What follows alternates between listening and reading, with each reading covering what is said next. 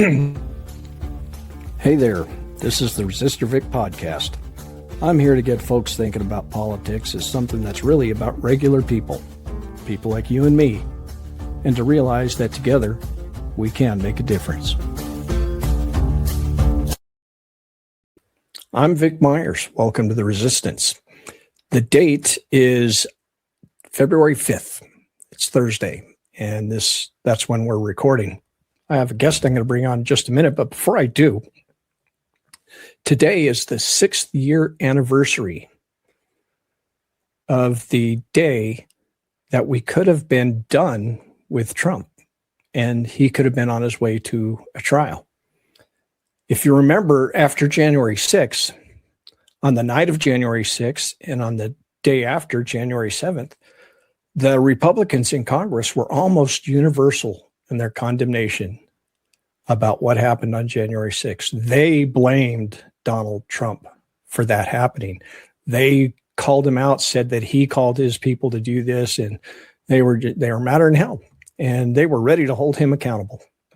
But by the time the impeachment trial came around, there were only 7 Republicans who voted to impeach him, and that left him a couple of votes short. So if not for that, he wouldn't have been president. But is it fair to just blame the Senate Republicans from back then? No, because we got President Biden. And President Biden, he was all of our leader, and he saw the threat to our democracy. And, the guy's been around for so long, he's an institutionalist, and the institution of democracy was attacked. So did he make it a priority number one to make sure that Donald Trump was prosecuted? Did he make sure that the justice system did its job so that he could be held accountable? No. So in my mind, he's a little more culpable than the Republicans. But is it Joe Biden's fault? No. It's not the Senate Republicans' fault. It's not Joe Biden's fault, although they do both bear a huge amount of responsibility. At the end of the day, it's our fault, because there were enough of us who either sat on the couch and didn't vote or voted for Donald Trump, knowing what we know about him. And here we are today. So ponder on that, folks. That's what happens when we don't take our responsibility to vote seriously. And now I'm going to bring in Jeff Pixley, running for Congress in Oklahoma Congressional District 4. Jeff, thank you for joining us. Hey, Vic, thank you for having me. I'm a big fan of your work. Thank you for having me on. Easy there. You're going to make me blush. So tell us, who is Jeff Pixley? So the short version of my kind of origin story is, I'll try and keep it short, maybe hard, because it really began when I was a kid. I was born to 2 Air Force veterans who served during the Vietnam era. And although they were out by the time I was around, I grew up in what amounted to a shrine to their service in the Air Force, in our house and my grandparents' house. And my grandparents were the World War II generation. So I was always surrounded by images of service. And it was early in my life, I realized I was headed for the service. And then when I was probably 10 or so years old, I saw my first fighter airplane, and I decided that's what I want to do. And I spent the rest of my life pursuing that. And when I graduated high school, I went off to enlist in the Air Force because I wasn't quite ready for college, quite frankly, and did 4 years enlisted, spent some time growing up, getting a little bit smarter, more mature, started my family. And by the time I started school here at the University of Oklahoma, I had a wife and a 2-year-old son, and I was a little bit more prepared to be successful. And after 3.5 years in ROTC, I achieved my dream of going to pilot training. I flew F-16s for the Air Force for a couple operational cycles, and then was an instructor pilot in a fighter aircraft, a fighter trainer aircraft. And then as I went up the ranks in the Air Force, I got the standard opportunities on the staff, command. I was a squadron commander at Air Force Basic Training down in San Antonio. I was the director of operations for Alaskan Command up in Anchorage, Alaska, and the commander of Air Force basic training down at San Antonio, the whole shebang, which is where all my gray hair comes from running that operation. And then my final job was at the University of Oklahoma, where I was the commander of Air Force ROTC at the same school and detachment that I was a cadet at back in the 1900s. And the reason I'm sitting here today talking to you is because that job was one that afforded me an opportunity to take the core values and the mission of the Air Force and everything I'd learned over more than 30 years of service and teach it to the next generation of young officers who would replace me. And that was supposed to be a 3-year tour. And a year ago next Sunday, I woke up first thing in the morning on Saturday, the 15th of February, and read the news that the president had fired the chairman of Joint Chiefs of Staff. He had fired the CNO. He had fired the lawyers on top of all the services. And I realized at that moment I was at a personal crossroads and I wouldn't be able to sit on the sidelines anymore. And so I made the decision to retire a year ahead of schedule. That's you got very serious, and I was going to make a joke. I don't know if I can make the joke now. Bring it. You know what? Because if you've done campaigns before, every lighthearted moment is a gift. So let's hear it. All right. You went to ROTC and then went into the Air Force. If you'd have done a little better in ROTC, you could have gotten the Army. I'll tell you what, I am a fan of all the services, and this isn't just what colonels are supposed to say. The joint thing is important, but having fought alongside and led folks in all the services, including the Space Force, I got nothing but love for all the forces, and especially those who served in the Army and Marine Corps who are down there in the dirt, embracing the suck while I was comfortable, in my airplane at 30,000 feet. I've got to cover my backside on that now that I've said it, because I made a video, I don't know, 6 months ago or so, and my nephew was in the area, and he was a Navy guy. And I turned my camera and said, "Hey, there's my nephew." And I made the same joke. He didn't do well in school, so he went in the Navy instead of the Army. I got blowback in my comments. How dare you disrespect your nephew like that? It's like, dude, it's a joke. Military people do that with each other. I'll tell you what, we don't have time for this, but I have my story of 35 years in the Air Force. My worst day in the Air Force, personally, professionally, had to do with me saying something about it was actually another airframe that was taken out of context. And I burned for that among people I really respected. So it's funny how what seems like among friends is a gentle ribbing we're all used to, but if the wrong person gets their hands on it, man, they will just tear you apart. Yeah. I'll leave you alone about how spoiled you Air Force guys were. Maybe that's a conversation for another day. Hey, at the same mini mall, there was an Air Force recruiter right next door. You could have walked in there too. Touche. All right. So it was the firing of all those people at the top. What did you think about all that? What was this? What was that signaling to you? So it was a moment of realization, and I'll back up a little bit. When the election occurred in November, I was still in session. So my cadets, these, young soon-to-be officers, were already peppering me with questions about what is it like to serve under a President Trump. And I had already given them the feedback from the 2017 and 2021 timeframe that, at the base level where where the mission is done, there's the stuff at the national level doesn't really day-to-day affect you. And I meant it because the institutions were strong in those days. That morning in February, when that announcement happened, we had already heard briefings from the Secretary of Defense and tons of indications from the president regarding DEI that were huge signals of things to come. And so that morning pre-dawn, as I read this news, I started kind of wargaming out what this might mean. And I literally, for the first time in my career, wondered if I would be asked to do something that violated my oath of office, which I would never do, of course. But the difference between something you don't like and something that's illegal or immoral that's a real difference. And that's actually a discussion that's happening right now across the country for folks that haven't been in the military. Sometimes there's some confusion about that. But I played out in my head what might happen and realized I couldn't be a part of it. And I was eligible to retire. And the other thing was, I knew that if I retired on my original timeline in 2026, I would have to sit out the 2026 elections as an advocate. Because as you know, when you're on active duty, you're not political. You can't say anything. Apolitical. So I've been silent, basically screaming into my pillow for the last 10 years, but saying nothing publicly. And I couldn't imagine sitting silent through the 2026 election. So I made the decision to retire, but importantly, I didn't decide that moment to run for office. What I decided, I was going to be part of helping Democrats win.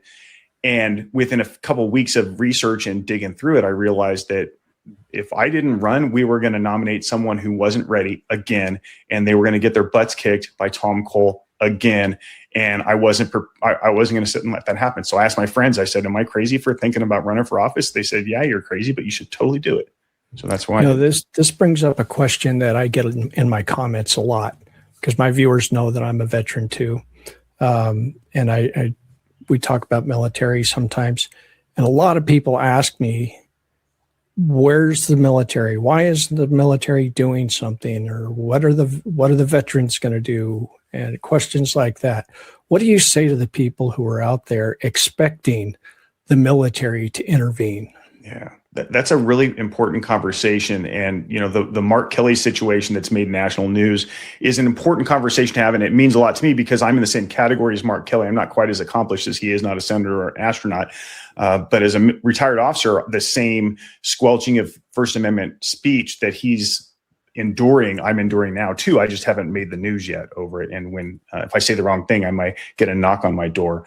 But the other half of the conversation is really important for the Americans to understand is the way it works in the military is when orders are crafted at the highest levels, the DOD, and they're passed down, there are lawyers along the way who make sure that each subsequent order passes legal muster.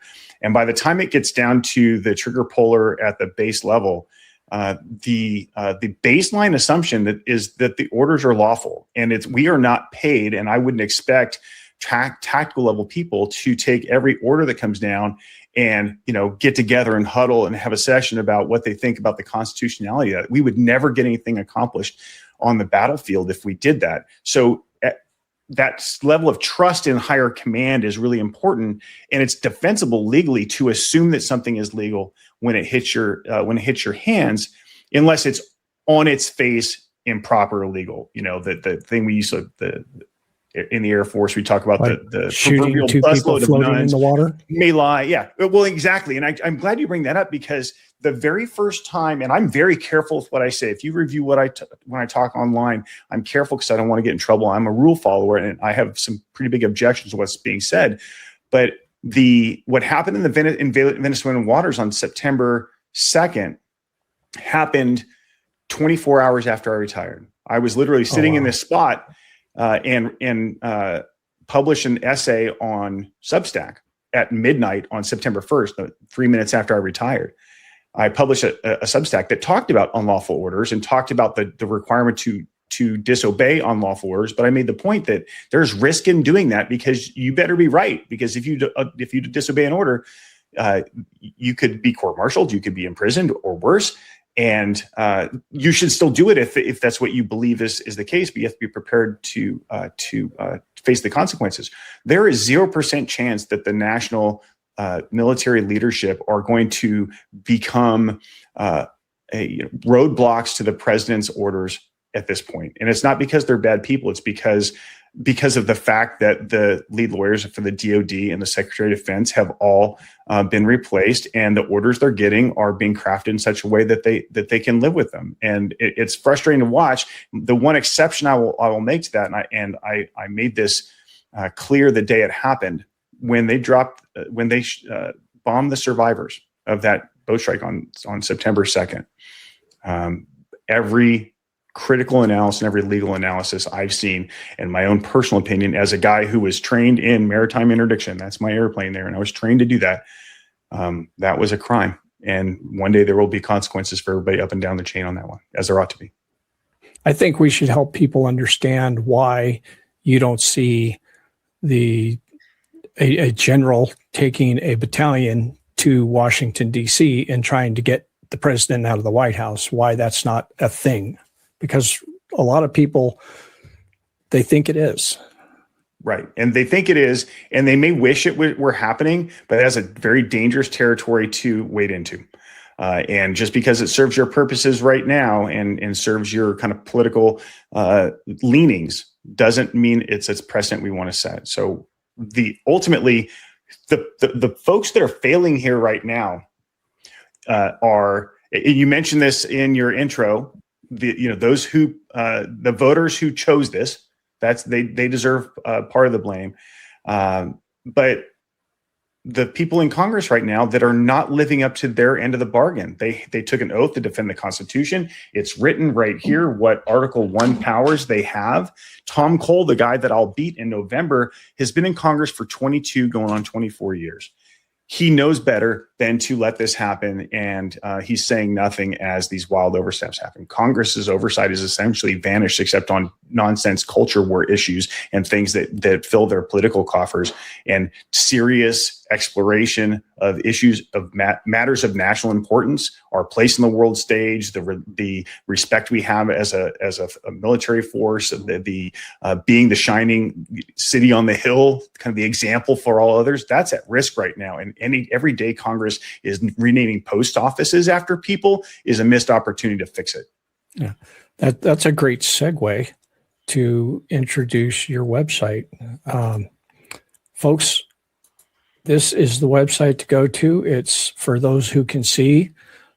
It's scrolling across the bottom of the screen, pixleyforcongress.com. And look right down there at the bottom, there's that donate button. So feel free to go to his website. And Jeff, can people sign up to help your campaign there? Yeah, they sure can. On that same page, scroll down a little bit further. There's a way to get involved in the campaign. I know times are tough and people struggle financially. If they can give, that's great. But as a guy who was who is anonymous essentially prior to retirement, because that's how it's supposed to be, right? You're not supposed to be political. The second best thing besides a $3,500 check is spreading the word about me and getting the word out. And podcasts like this are a great way to do it when platforming, but personal endorsements from people who say, hey, I saw this guy. I like what I see. He seems like the real deal. That is gold. And for those that aren't, that maybe think, well, what do I care what happens in Oklahoma? Tom Cole is the chairman of the House Appropriations Committee. Every bad decision he makes adversely impacts every single American. So you should care about Oklahoma's congressional races, mine specifically. And I'm going to give you a different point of view of why I care whether or not you win.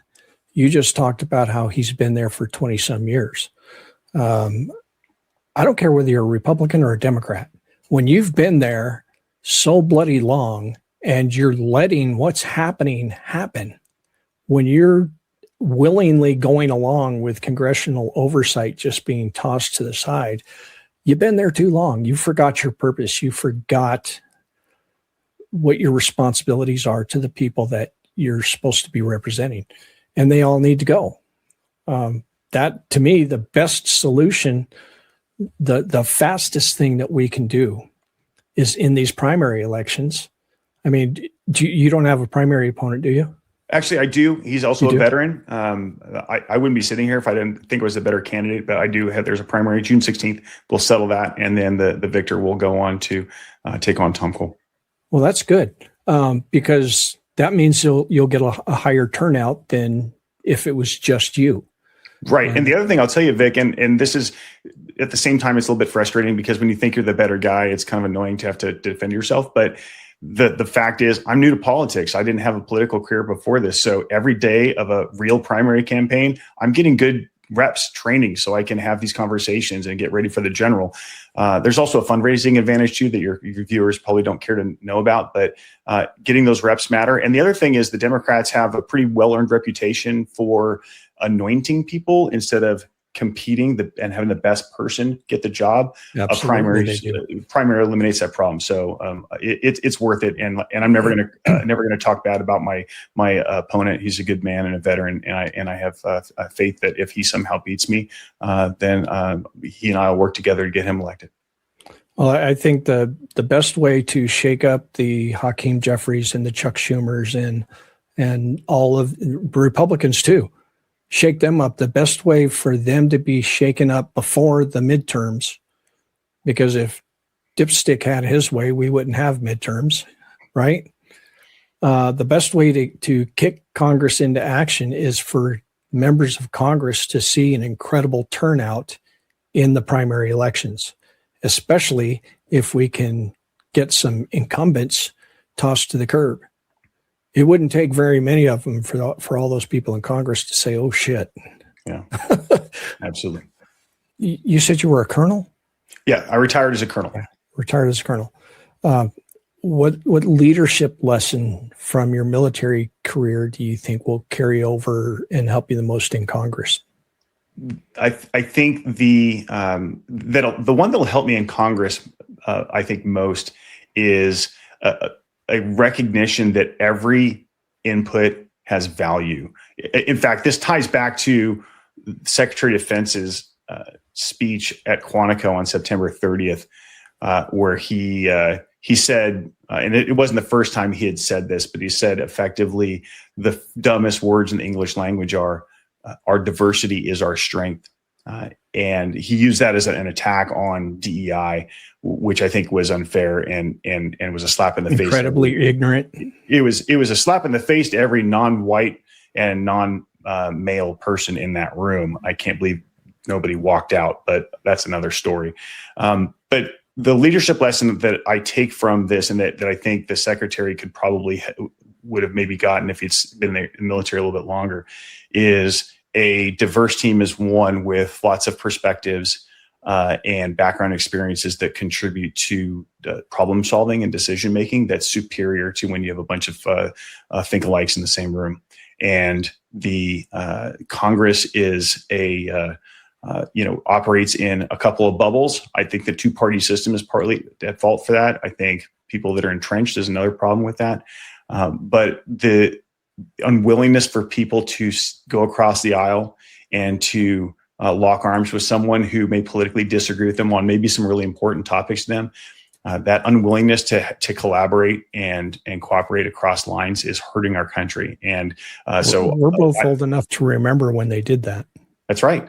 And it was, I mean, they made movies about that, how when they were on the floor, they would kind of jab at each other, but they were all friends in the background. Some people thought that was bad politics, but I think personal relationships matter, and modeling the behavior of being civil and listening is incredibly important right now, because Americans have been tricked by our adversaries through the main line of social media that goes into our veins to be convinced that we're each other's enemies. And there's nobody on this planet that's going to convince me that my neighbor's my enemy. They're not. We may disagree on some really important topics, but ultimately we're all in this together. So when I get to Washington, the idea is I'm going to find people who share my values on the issues that matter most to me, the Constitution being primary among them. And we're going to work through that together. And I'm not going to get distracted by marginal culture war issues along the way. And there's some really important culture war issues to talk about, but we need to stop the bleeding when we get there immediately. Because if we don't get to work in 2027, when we swear in and immediately get to work safeguarding our Constitution, we may be lost. And I'm not willing to sit by and let that happen. So a person's going to have to be very grounded to be able to pull that off. So what keeps you grounded outside of politics? Well, you showed a picture earlier of my website, and having my wife with me on the cover was an admission that I'm not pretty enough to be alone in a photograph. If you look at the reverse of that card, there's a picture of me with my F-16. So I'm either pictured with Andrea or with an airplane. And since they don't fly anymore, my Andrea is my ground. We've been married since we were high school sweethearts. She's been my wingman for this whole time. And I have three amazing, really brilliant adult kids who are spread around the world because they're adults and doing their own thing, including a military spouse. My daughter's married to a sergeant in the Air Force, who not only are great sounding boards that reflect their, especially my kids, their generation's interests and concerns, but they're so supportive, which is incredible given how much they sacrificed. And it's one of the things that I know people talk about a lot, but the amount of the things I took away from my kids and my wife in order to serve is hard to calculate. And I'm one of the lucky ones. I made it home. I have plenty of friends who weren't as lucky. which is why I am so passionate to hold people accountable to their oaths of office. Because the reason I did my family sacrifice is because I was upholding my oath. And when I see someone not upholding their own, I consider it an insult to my family and their sacrifice. So Andrea and my kids are the reason I exist. And I'm doing this for them and their future. That's like the definition of patriotism in some way. What does patriotism mean to you? Well, it's funny that I think that word's been kind of hijacked by people who have a false version of it, where it's, having an American flag and beating our chest and saying, FAFO. America. Yeah, exactly. The America thing, which, back when we had the moral high ground, that was kind of cute, whatever. It was kind of like bragging about being the championship team. Right now, we are on you mean America? We're on when America had the moral high ground? Yeah, back when. And now that we seem to have ceded that territory, the clinging to those things and still claiming to be the undefeated world champions, while we are ourselves displaying some of the things that would have gotten any other country invaded in the last century, or sanctioned, or on the naughty list.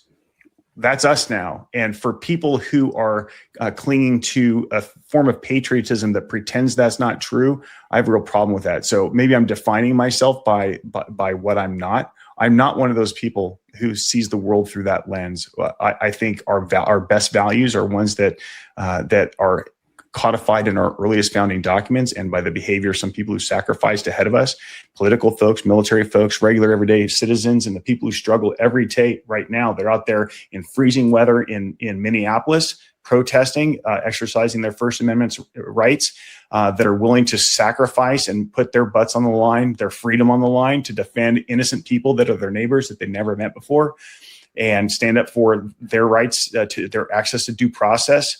And the freedoms that we should all enjoy. Those who defend marginalized communities like the LGBTQIA community and the African-American community and all others who are being attacked right now and having their history erased, that's patriotism to me. I'm getting more and more glad that I invited you on. As a matter of fact, I'm gonna put your website up again, because that's the best way to follow that. Folks, if you just heard what Jeff just said, and if you were listening, then go to pixleyforcongress.com. And if you can sign up to help him text, he's got his social media. He's on Facebook, Instagram, LinkedIn, TikTok, and YouTube. If you're on one of those platforms, you can go and watch his stuff, watch it all the way through and share it. That kind of thing is gold, because when you watch it all the way through, and then share it, the algorithm says, hey, this is something people will want to watch and see. And that's one way you can help. And if you've got a few bucks, he's got the donate button right there. You said you got 3 kids. You have grandkids yet? Not yet. Which is, it's funny. My wife is in a little bit more rush than I am. But we started our family very young. We were 19 when our oldest came along. And there were some upsides to that, because we were empty nesters in our 40s, which is pretty awesome. Our kids are going to end up doing the opposite if they have kids. But because they're spread around the world right now, with one in Germany, one in Washington, one in DC, if we started having grandkids, I'd have to start buying houses on my cul-de-sac, because I want to be near family. My dream world is owning this cul-de-sac. I don't have any money for that. I'm on a fixed income as a retiree. But if I could own this cul-de-sac and plop my kids in the houses around me, that's heaven for me. Yeah. Well, I'm only 58 years old, and this year I've currently got 6 grandkids. Wow. By the end of the year, I'll have 8 if everything goes well. So I'm not old enough for that many, I don't think. But what kind of world that my grandkids drive so much of what I do with my social media, my political stuff, because in my mind, our generation has failed the younger generation to an incredible level of failure. And I want to make amends. So when you get to Congress, if there's a vote to be had and you have to choose between our kids and our grandkids and us, please choose them. It's the least we can do. It's, I couldn't agree with you more. And I know it's one of the things I say on the campaign trail. And it's related. I use kids as the example because anybody that has kids has at some point while raising them put their own immediate needs and comfort and desires aside without hesitation for their kids' benefit. Sometimes that's financial, sometimes that's comfort level, sometimes it's more drastic things than that. That's how government should be. That is, we should be willing to do the hard thing now for generations to come.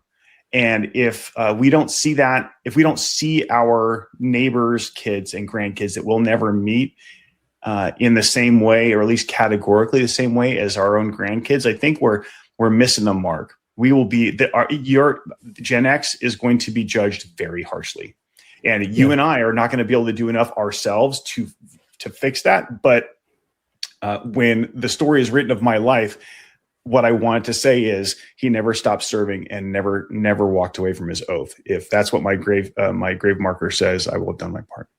In normal times, which we are not living in normal times right now, but in normal times, I would simply say, what are your top 3 issues? But I don't know if that's a fair question or not, but what are the issues that you're running on? Yeah, it's a great question. On my walk card, I have my top 4 priorities actually listed out, and I'll briefly go through them all. But I'm gonna start with the first one. It's the most important one, and I will admit to you, and I admit to my future constituents, it's not super sexy, right? I didn't war game this, right? I didn't put this into a discussion group to see what the best words are. It is without a doubt restore constitutional balance. And what I'm looking for when I say restore constitutional balance is a return to a 3-party government, 3 co-equal branches with actual oversight and checks and balances against one another. We have to return to that. And not only we have to return to that, we have to invent new structures to stop it from ever breaking again.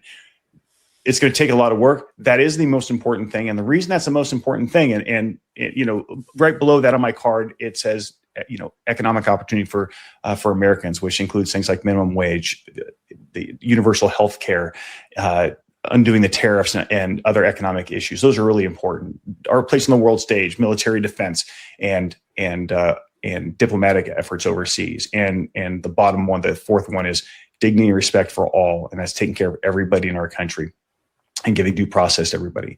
Those are all really important. But if we don't restore constitutional balance, we will continue to be in a world where the only way you get those things done or get things done in those categories is by going to Washington, D.C. with a suitcase full of money and genuflecting in front of someone to say, please, may I have this? And we can't have a system that's a patronage system. We need one where the laws and our system of government is there for all Americans.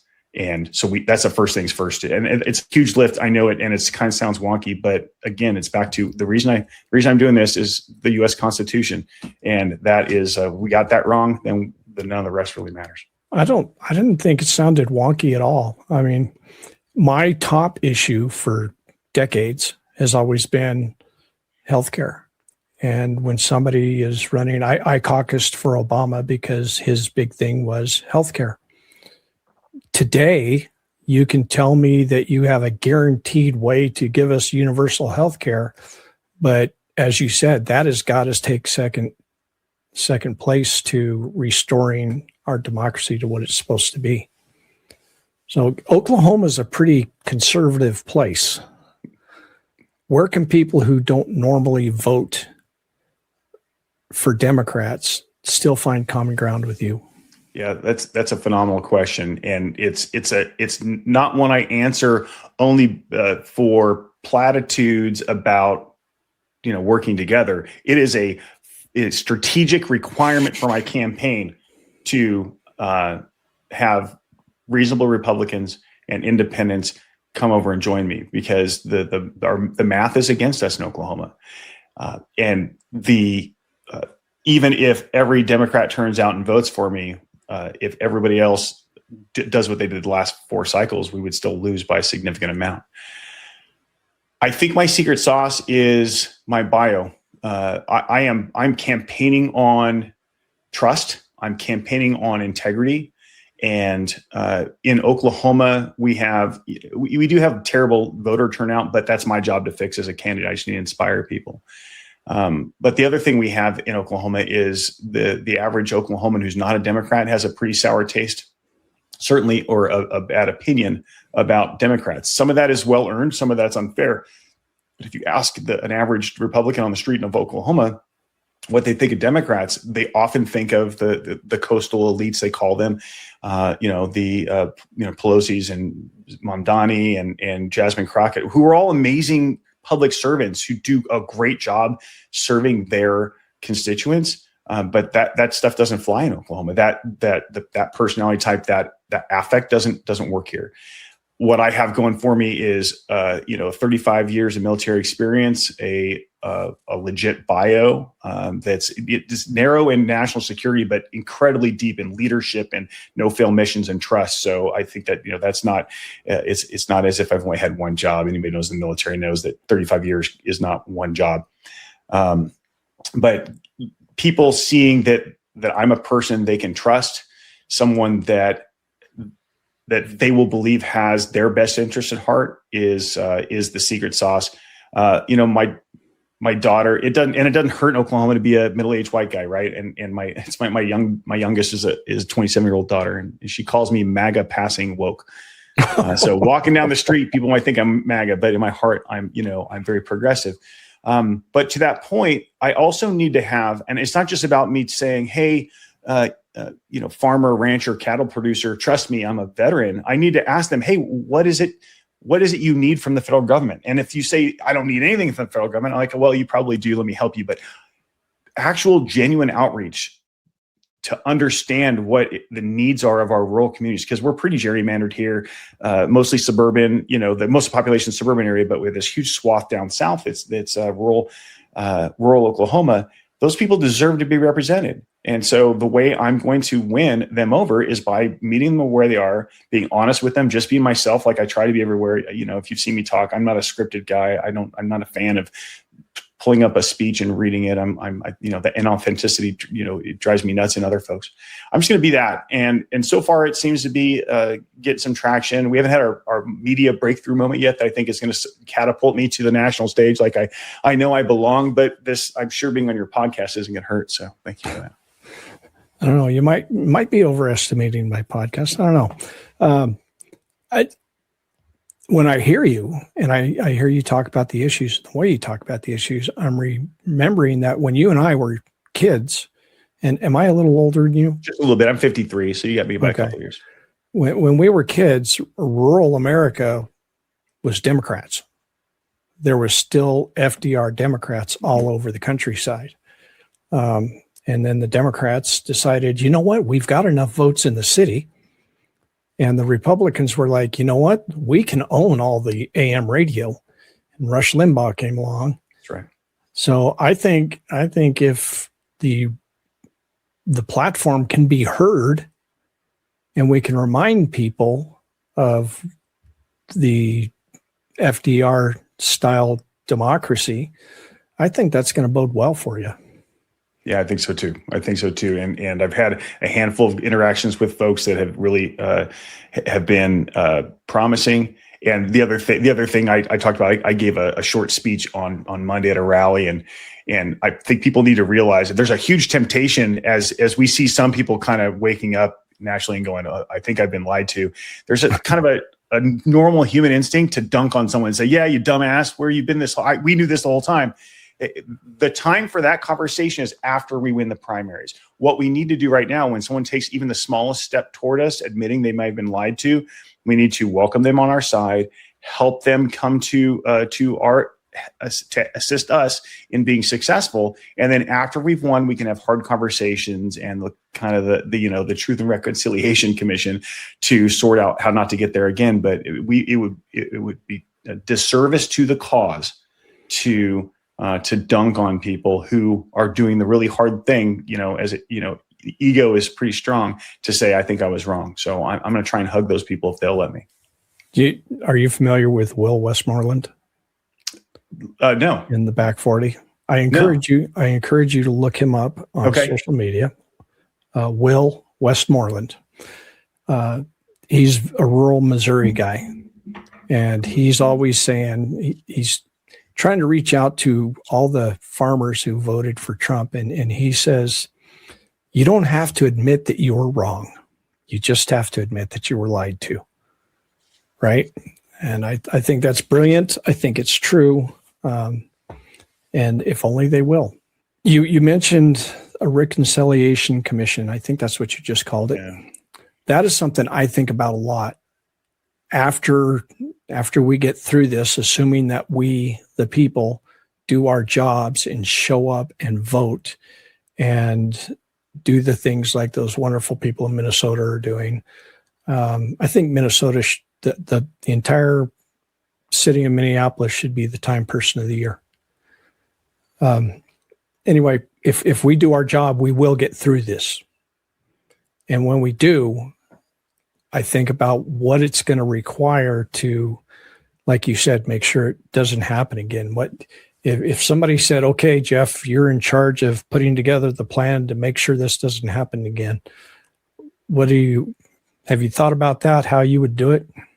I have a little bit in the context of oversight for Department of Homeland Security, which desperately needs a massive investigation, which I think Congress is so far proven themselves incapable of pulling off. I'm a little bit afraid of an independent investigation, but there needs to be a full investigation from top to bottom that includes every order that was given, their mission statements, tactics, techniques, and procedures, hiring practices, internal discipline documents and policy, and full investigations of every accusation of misconduct. That has to happen, and that's going to require that's going to be a massive effort. But we have to do it because we're never going to get a move forward if there's not actual accountability. And this is a little bit related to our conversation about the military earlier.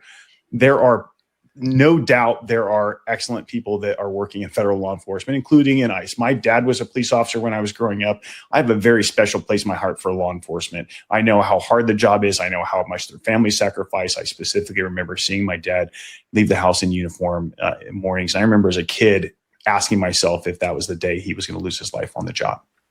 But the reason we look up to law enforcement, at least the reason I always did, is because I knew from experience watching my dad and hearing him tell stories is they put themselves in difficult situations, often at a disadvantage, and they walk into rooms and up to cars, not barrel first, but with ears open, eyes open, and on guard, but not escalatory. We seem to have, at least in some cases, flipped that, and everything is happening on the other end of a drawn weapon. Which is escalatory in nature. And to me, it takes away some of the sheen that goes with law enforcement because then you're just, potentially could be accused credibly of being a bully.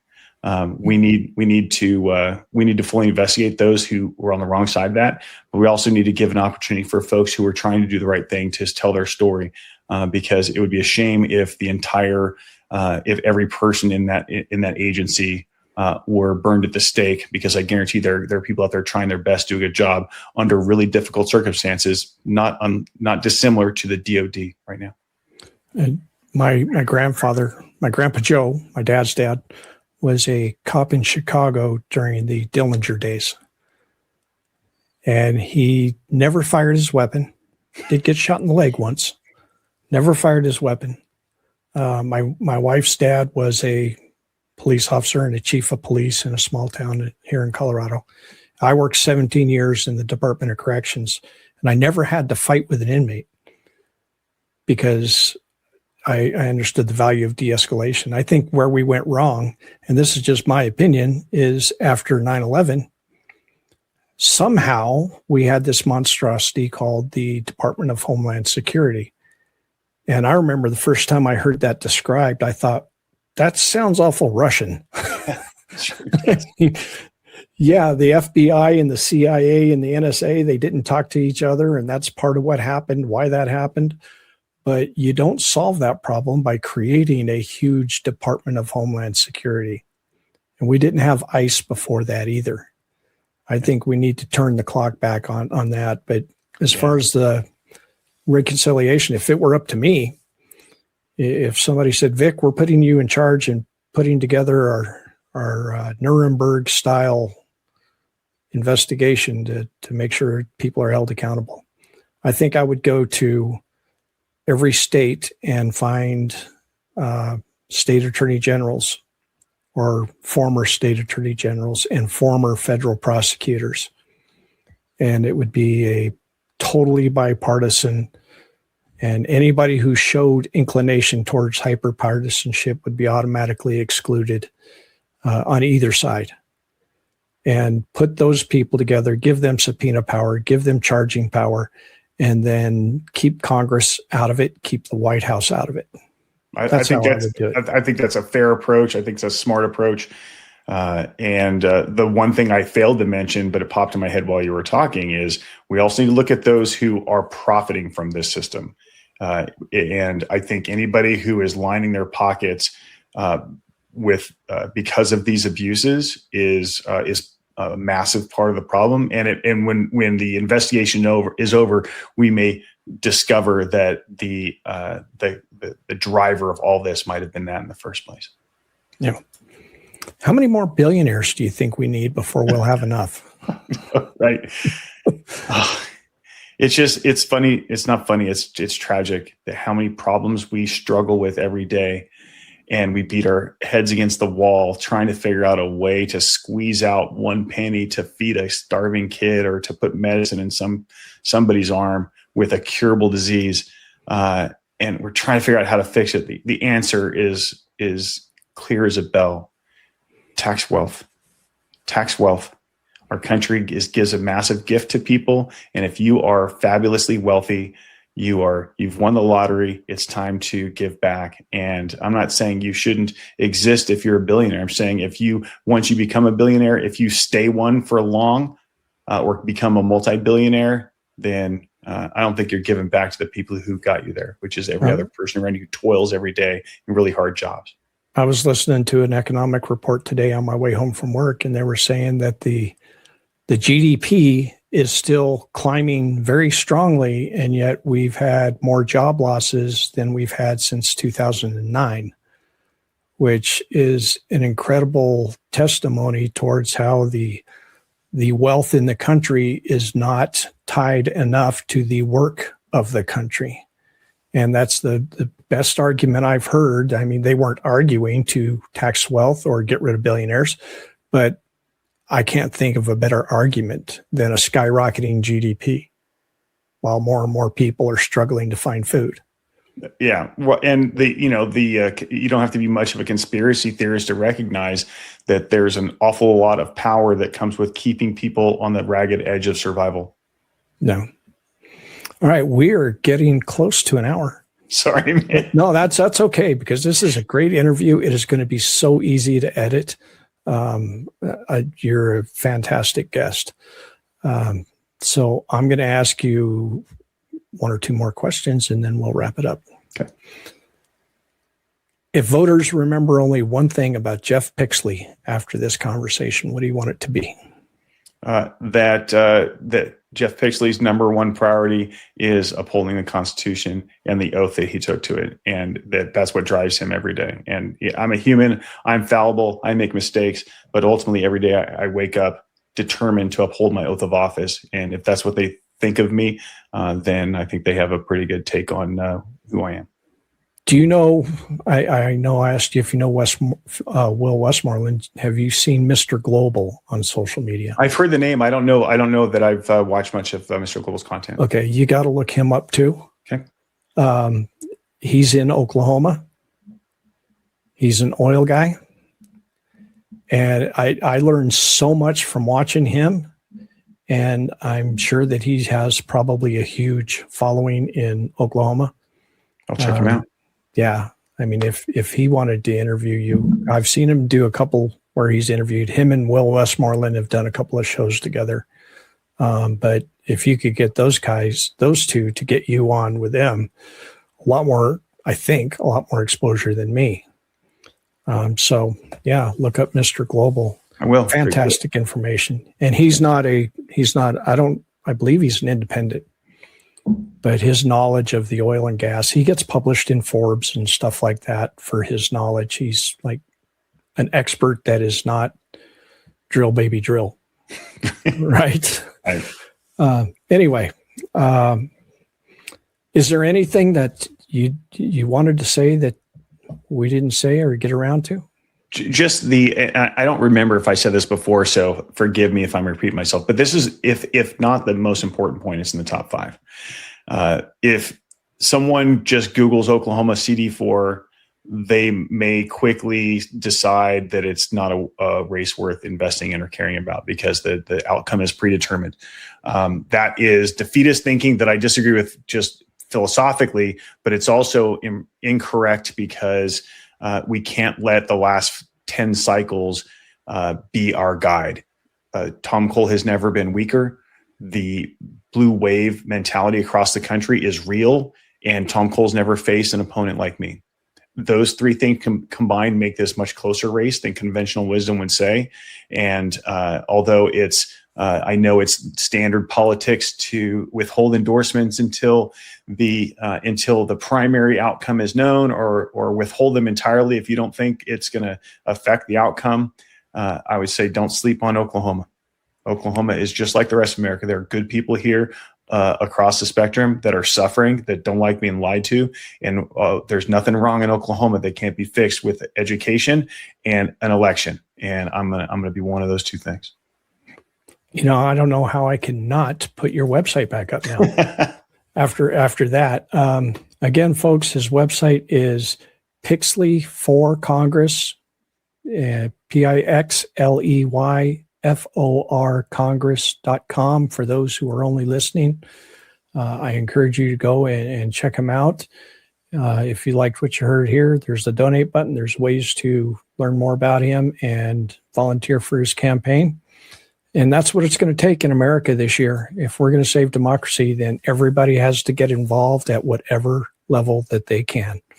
So I encourage you all to do that. Jeff, thank you so much. I look forward. Maybe my personal program's about to change, and I don't know how many more guests I'll be able to have on my podcast because of what I'll be announcing Tuesday.